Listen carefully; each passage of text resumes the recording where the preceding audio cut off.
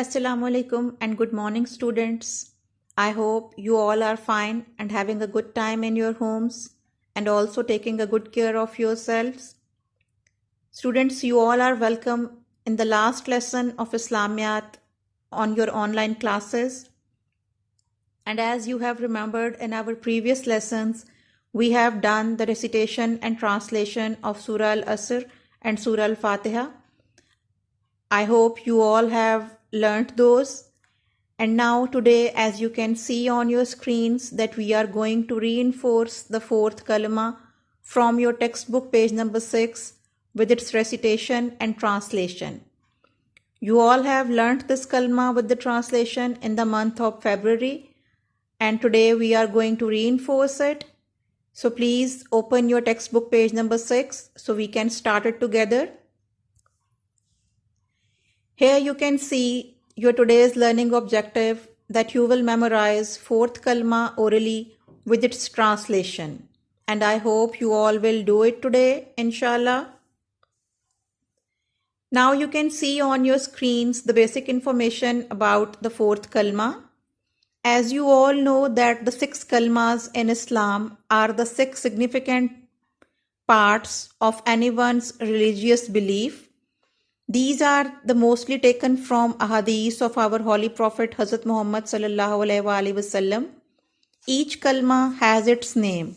Like first kalma is known as kalma tayyiba, the second kalma is known as the kalma shahadat, and third one that is also in your textbook is known as the kalma tamjeed. Now here we are reading about the fourth kalma. The fourth kalma is also referred as the kalma tawheed. Tawheed means unification of oneness of Allah. That is the first pillar of Islam. And being a Muslim, we all believe on this, that there is no one equal to Allah and Allah is the one. He is our Lord and He is our Creator. There are many ahadiths about the significance of the fourth kalma. Here we are quoting one, that according to ahadith, the person who recites fourth kalma gets the shield from shaitan for the whole day. So we should recite the fourth kalma as much as we can.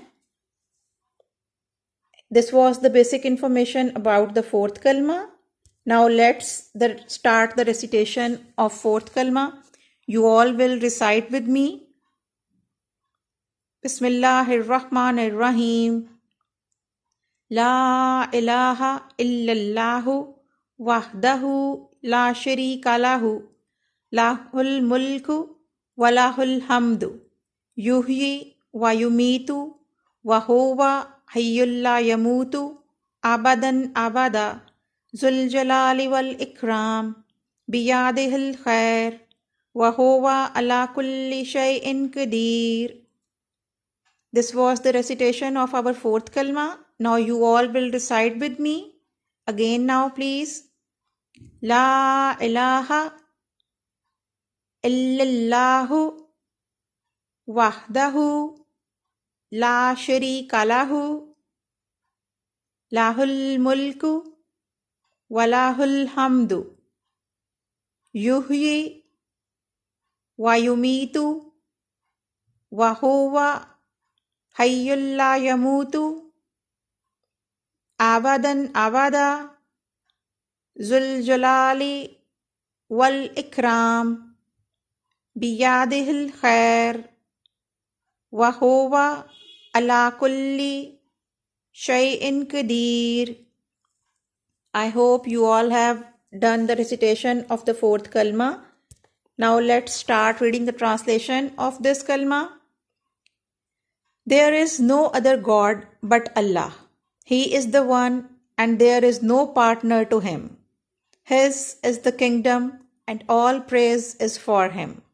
He is the one who gives life and death.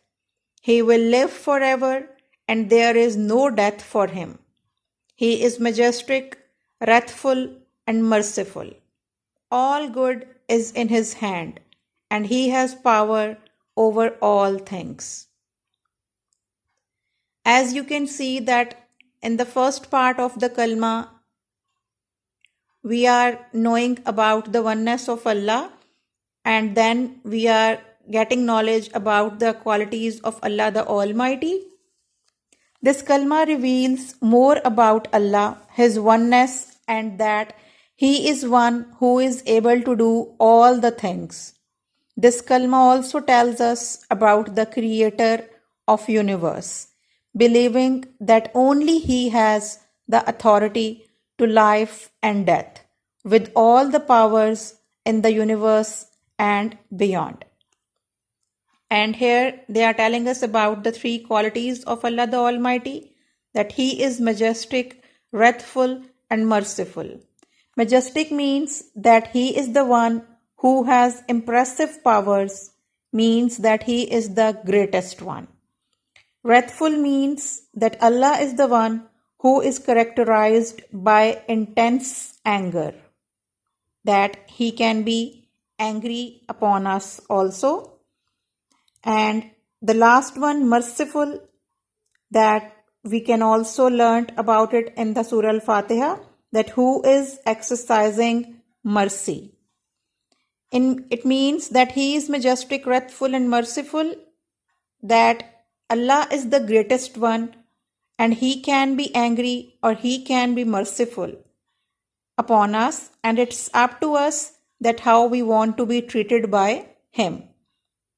All good is in His hand, and He has power over all things, that He is the one who has the power upon everything, and He can do everything because He is the alone creator, master, or our Lord. I hope you all have understood the translation of fourth kalma and you will learn it today. Now here you can see your homework task on your screens, and again you are not getting any written work. You will just learn fourth kalma orally with its translation. I hope you all will do it properly, and please don't forget to reinforce Surah Al-Asr and Surah Al-Fatiha also. Now take care of yourselves. Have a nice time. Allah Hafiz.